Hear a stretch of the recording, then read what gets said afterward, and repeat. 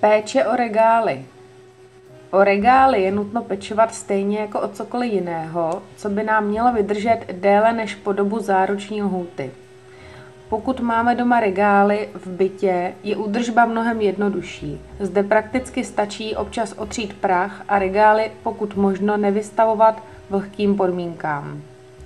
Regály, které jsou umístěny ve sklepech nebo na balkonech, je nutno občas otřít, aby se na nich vlhkost neudržovala příliš dlouho. Hrozilo by poškození povrchové vrstvy. Sluneční záření také může vytvořit drobné problémy. Regály, které jsou nastříkané práškovou barvou, můžou na slunci vyšisovat, tedy barvu ztrácet.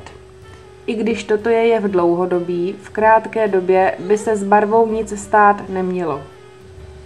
Zcela jiná situace je u regálů průmyslových. Pokud jsou regály umístěny v obchodním provozu, většinou bývají v uzavřeném prostoru, tedy povětrnostní vlivy nehrají roli. Zde jde hlavně o běžnou údržbu odtírání prachu. V případě samoobslužných prodejen hrozí nebezpečí poškození regálů zákazníkem.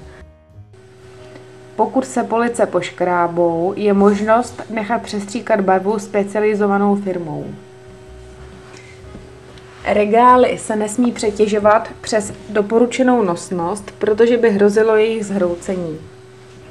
Největší pozornost na péči o regály je třeba věnovat regálovým skladům, protože tyto regály jsou namáhány nejvíce. U regálů, do kterých se zakládá paletovými vozíky, je potřeba dbát na opatrnost obsluhy. V případě nabourání vozíkem do regálové konstrukce se tato může nenávratně poškodit. V případě paletových regálů je nutné dbát na to, aby všechny nosníky byly ukotveny kotevními pojistkami, dále potom, pokud je třeba, aby byly regály ukotveny k podlaze, případně ke zdi nebo stropu.